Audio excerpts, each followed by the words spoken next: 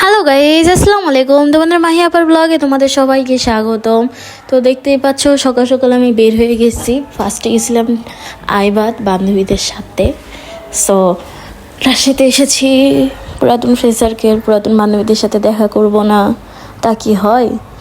So ফ্রেন্ডরা phone দিছিল, so তার সাথে দেখা করতে গেছিলাম বান্ধবীর সাথে। সো বান্ধবীর সাথে দেখা করতে গেছিলাম। দেখো বান্ধবী আমার জন্য একটা ফুল নিয়ে এসেছে, তো সেটা দিয়ে একটু পোস্ট দিতেছিলাম। বান্ধবী তো হাসতে হাসতে শেষ আমার এইসব কাণ্ড কারখানা দেখে। তো দেখতেই পাচ্ছ। তারপর এটা হলো রাজশাহী বিশ্ববিদ্যালয়ে চলে গেছিলাম। এটা হলো ভার্সিটির ভিতরে।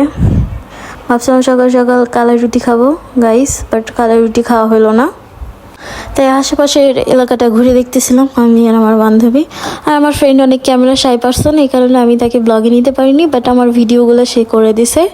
সো অনেক ধন্যবাদ তোমাকে আমার ভিডিওগুলো সুন্দর করে করে দেওয়ার জন্য।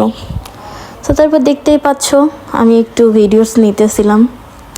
সো আমাদের ক্ষুধা লাগতেছিল, তারপর আমরা হাইটা হাইটা পার হইতেছিলাম, হাইটা হাইটা দেখতেছিলাম বিশ্ববিদ্যালয়ের ভিতরে, রাজশাহী বিশ্ববিদ্যালয়ের ভিতরে। সকাল সকাল আবহাওয়াটাই অন্যরকম। তারপর গাইস দেখো কত সুন্দর গাছপালা, ফুল লতা পাতা, সাথে তোমাদের মাহি আপা। তো ইউটিউব থেকে দেখলে সাবস্ক্রাইব করবা, ফেসবুক থেকে দেখলে ফলো দিবা তোমাদের মাহি আপার ব্লগ। আর দেখো ক্ষুধা লাগতেছে, তারপর ঢং করা কমতেছে না আমার। তো আমার বান্ধবী কাছে চ খাইতে যাই, ক্ষুধা লাগছে।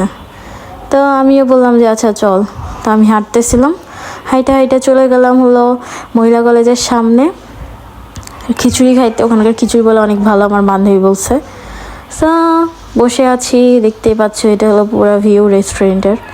সো খিচুড়ি অর্ডার দিলাম, তো খিচুড়ি চলে আসলো। তো আমার বান্ধবীরা বলতেছি যে আমাকে আগে ভিডিও করে দে, তারপর তুই খাস। তো আমাকে ভিডিও করে দিতেছিল। খিচুড়িটা আসলে অনেক মজা ছিল, লেবু দিয়ে খাইতে আরও বেশি মজা লাগছিল গাইস। সো তোমাদের খিচুড়ি বাসে রান্না করে দেখাবো, খিচুড়ি রেসিপিটা দিব। তো দেখতে পাচ্ছ খাওয়া দাওয়া শেষে তারপরে দেখো আমি বাসায় চলে আসতেছি। সবাই ভালো থাকবো, আল্লাহ হাফেজ। তোমাদের মাহি আমার ব্লগ বেশি বেশি করে সাপোর্ট করবে, বাই।